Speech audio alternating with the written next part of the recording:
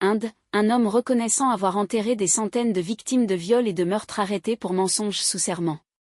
Cet individu, qui travaillait dans le service de nettoyage d'un important temple à Dharmasthala, affirme avoir été forcé à cacher des corps de femmes mortes pendant près de 20 ans. Des incohérences dans ses déclarations et dans les documents qu'il a fournis ont mené à son interpellation. Nouvel épisode dans une affaire qui sidère l'Inde depuis plus d'un mois. Ce samedi, rapporte la BBC, un homme a été arrêté pour parjure, autrement dit pour avoir menti sous serment, dans la région du Karnataka, au sud-ouest du pays. Jusqu'ici, il n'avait ni visage, ni nom, mais il avait une voix.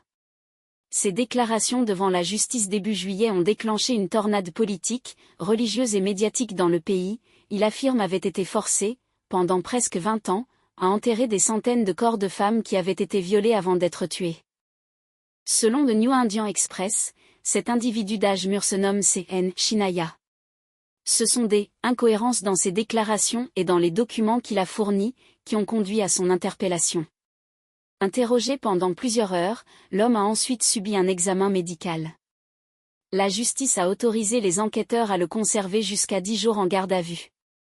Les affirmations de C.N. Shinaya ont mis en ébullition Dharmasthala, petite commune religieuse. Son temple hindou, le Manjunatha Swami, draine quotidiennement des milliers de pèlerins. Dans sa plainte, déposée le visage masqué, il déclarait avoir assuré le nettoyage de l'édifice religieux de 1995 à 2014. C'est dans le cadre de ses fonctions qu'il aurait été contraint à enterrer les victimes, dont certaines étaient mineures. Il relate avoir été en fuite ces 11 dernières années, avant de ployer sous le poids de sa conscience.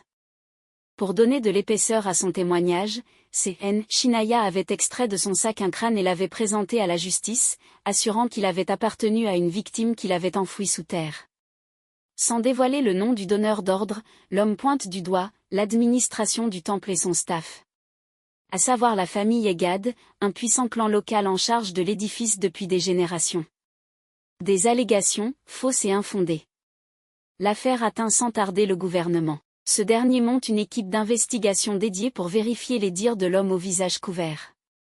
D'autant que selon RFI, les disparitions se suivent depuis 2 décennies sans explication claire, à Dharmasthala. Des excavations sont menées dans une quinzaine de lieux identifiés par C.N. Shinaya, dont une part sont difficiles d'accès. Au total, un crâne et une centaine de fragments osseux sont déterrés dans 2 lieux et transférés à la police scientifique, décrivent des sources de la cellule d'investigation à la BBC.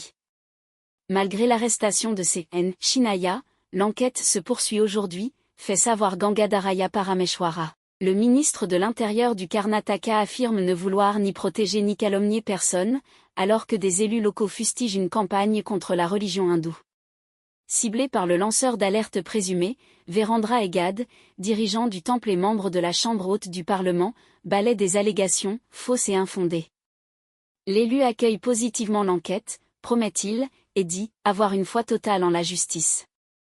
Des excavations sont menées dans une quinzaine de lieux identifiés par C.N. Shinaya, dont une part sont difficiles d'accès. Au total, un crâne et une centaine de fragments osseux sont déterrés dans 2 lieux et transférés à la police scientifique, décrivent des sources de la cellule d'investigation à la BBC. Malgré l'arrestation de C.N. Shinaya, l'enquête se poursuit aujourd'hui, fait savoir Gangadharaya Parameshwara. Le ministre de l'Intérieur du Karnataka affirme ne vouloir ni protéger ni calomnier personne, alors que des élus locaux fustigent une campagne contre la religion hindoue. Ciblé par le lanceur d'alerte présumé, Virendra Egad, dirigeant du temple et membre de la Chambre haute du Parlement, balaie des allégations, fausses et infondées. L'élu accueille positivement l'enquête, promet-il, et dit avoir une foi totale en la justice.